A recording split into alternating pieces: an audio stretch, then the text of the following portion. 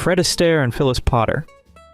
Fred Astaire was known for his flawless footwork, but behind the scenes, his most graceful steps may have been in love. In 1933, at the height of his fame, he married Phyllis Potter, a former socialite, in a quiet ceremony far from the Hollywood spotlight. Their relationship rarely made headlines, but those close to the couple described it as deeply affectionate. Biographers have noted that Astaire often created private routines at home, choreographed not for an audience, but for Phyllis alone. Some even maintain he left personal notes tucked into his rehearsal scripts, small gestures that hinted at a quiet devotion. When Phyllis fell ill in the early 1950s, Astaire was said to have scaled back his workload, though he never announced a formal break. She passed away in 1954, and he never remarried. Rumors linger that he kept a bottle of her favorite perfume on his dressing table for years, a silent tribute that fans still speculate about. While the world applauded his polished performances, those closest to him say his most heartfelt role was as a husband, dancing through life with a partner he never stopped loving. George Burns and Gracie Allen. In the competitive realm of early Hollywood, George Burns and Gracie Allen accomplished something extraordinary, a love story that endured well beyond the glare of fame. Married in 1926, they were more than a famed comedy duo. They became a symbol of unwavering devotion in an industry notorious for brief romances. Burns frequently referred to Gracie as the core of his performance, famously remarking, "I'm not funny without Gracie." Several sources suggest he composed weekly love notes for her throughout their 38-year marriage, hiding them in her favorite books for her to discover unexpectedly. It has been said he planted a rose bush each anniversary, turning their backyard into a living chronicle of their bond. Following Gracie's death in 1964, Burns was rumored to visit her gravesite every week, often bringing flowers and reciting poetry, occasionally picking verses he believed would have made her laugh. He left her dressing room exactly as it was, calling it Gracie's Corner. No scandals, no on-set affairs, just a quiet, enduring love that defied the conventions of that era. In a community where relationships were frequently staged, theirs remained one that never required a script. Elizabeth Taylor and Mike Todd. Few Golden Age romances burned as brightly or as briefly as the one between Elizabeth Taylor and Mike Todd. By the late 1950s, Taylor was already a cinematic icon, while Todd had just won an Academy Award for producing Around the World in 80 Days. Their relationship was marked by lavish displays, none more attention-grabbing than the birthday celebration Todd threw for Taylor on February 27, 1957. Rather than an intimate dinner, Todd booked the Madison Square Garden restaurant and filled it with circus acts, elephants, and a guest list that included the biggest stars of the day. The event was dubbed a Night with the Stars, and press coverage turned it into one of the decade's most talked-about parties. Todd was said to have told friends she needed a celebration worthy of her stature in Hollywood. Whether or not he used those exact words remains debated. Beyond the public spectacles, Todd was known to leave handwritten notes and send rare perfumes to Taylor while traveling, a habit she later described as deeply meaningful. Their marriage lasted just over a year. On March 22, 1958, Todd's private plane, the Lucky Liz, crashed in the Zuni Mountains near Grants, New Mexico. Taylor, who had been scheduled to join him but stayed behind due to illness, was devastated. Stories at the time claimed she spiraled into a period of intense emotional distress. Some biographers maintain she never fully recovered from the loss. Stories persist that she kept Todd's wedding ring close for years, even through later marriages, a quiet tribute to what she once called the happiest time of her life. James Dean and Pier Angeli. James Dean's image as Hollywood's rebellious icon masked a surprisingly tender devotion. In 1954, at the peak of his rising fame, he began a whirlwind romance with Pier Angeli, the Italian starlet under MGM's watchful eye. Their chemistry was immediate, but this new romance encountered stiff resistance. Angeli's mother was said to have disapproved of Dean's non-Catholic background and unpredictable persona, while studio heads worried his unconventional profile would derail Angeli's carefully managed career. Despite the barriers, Dean refused to back off. Biographers recount how he would linger near her film sets, patiently waiting to walk her home, shielded behind sunglasses and a hat to avoid the press. One anecdote claims he once filled her dressing room with gardenias, her favorite flower, after a long day on set. Whether fact or folklore, it captured the understated intensity of his devotion.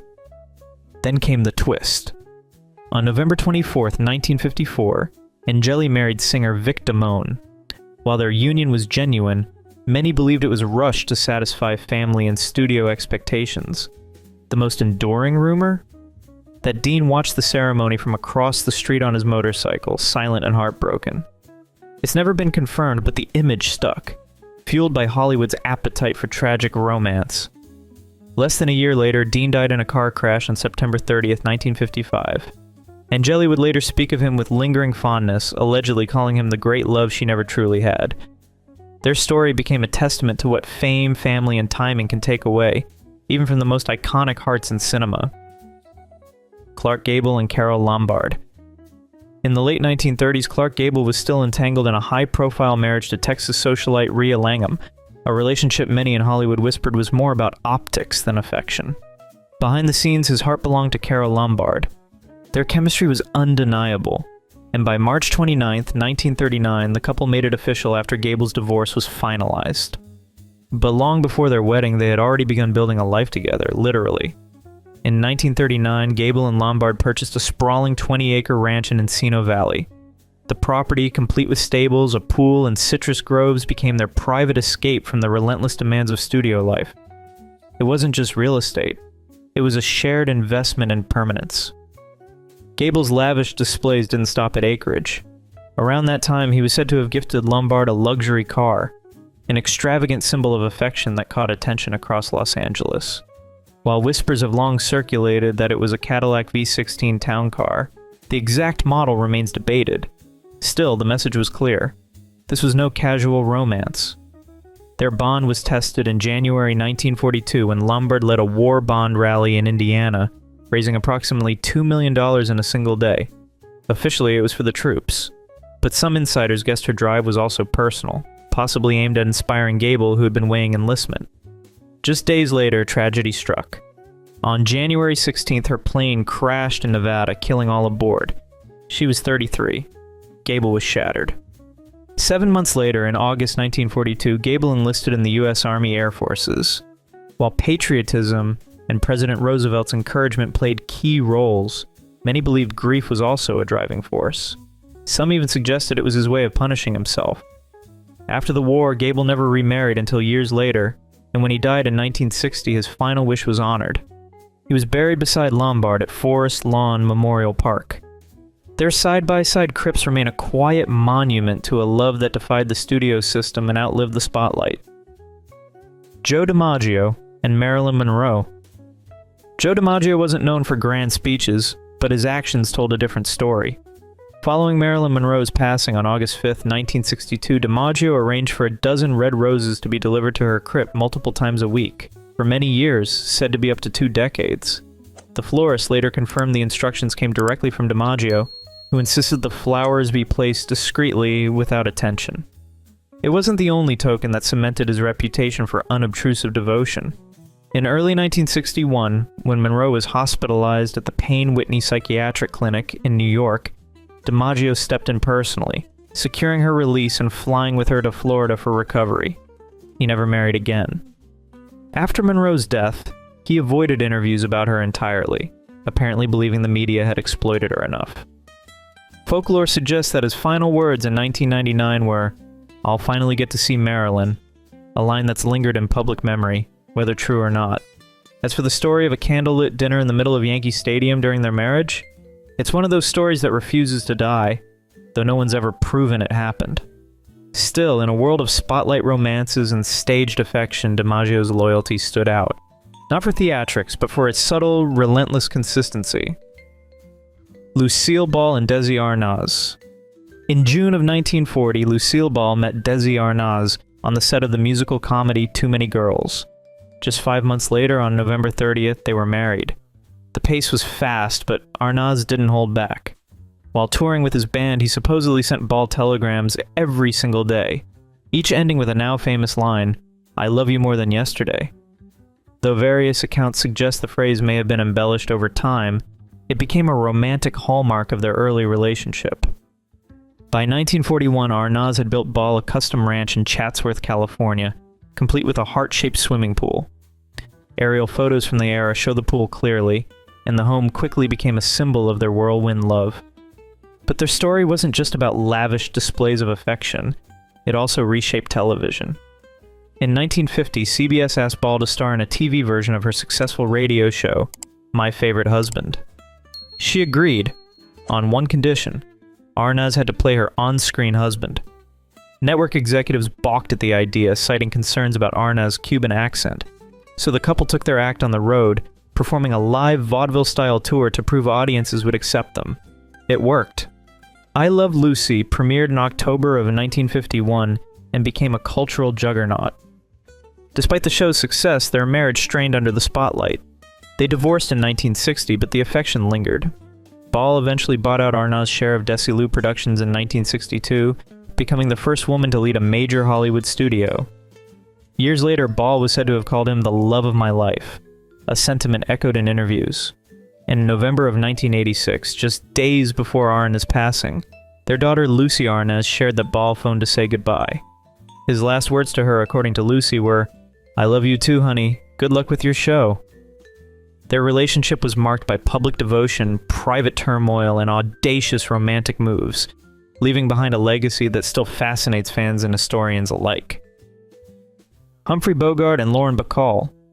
In 1944, on the Warner Brothers lot in Burbank, a 19-year-old Lauren Bacall met 44-year-old Humphrey Bogart during filming of To Have and Have Not. Bacall, then a little-known model, had been cast opposite Bogart, already a marquee name after Casablanca and The Maltese Falcon.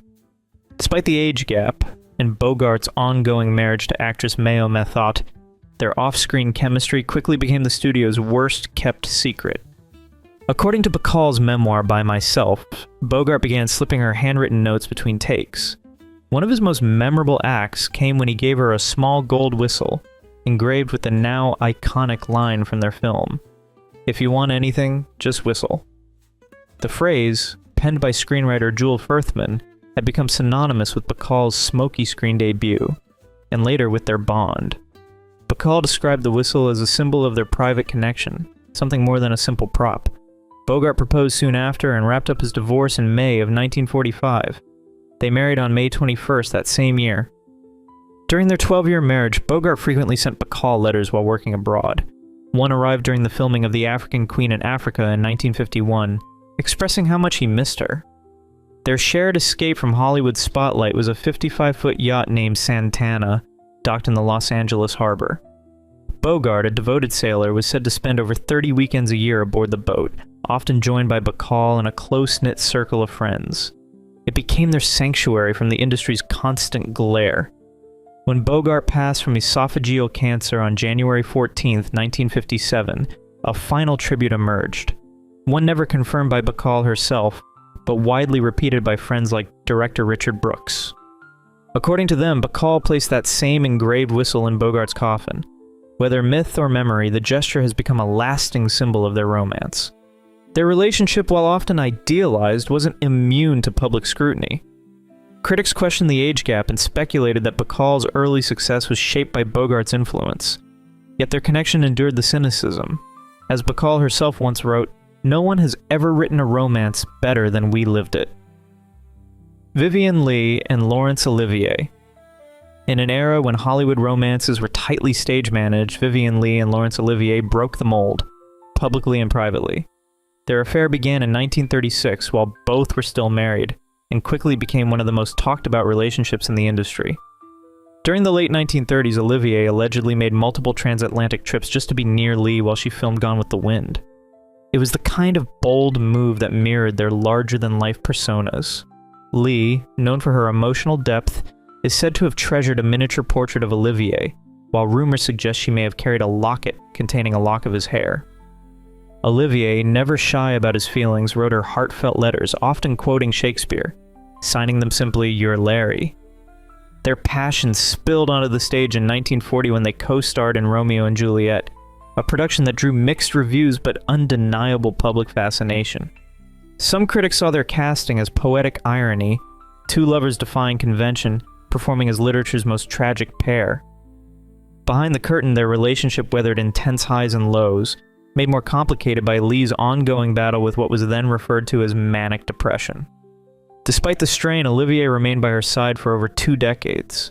When they divorced in 1960, some historians speculated that emotional exhaustion, not a lack of love, ultimately pulled them apart. Their story remains one of classic Hollywood's most passionate and most complicated love affairs.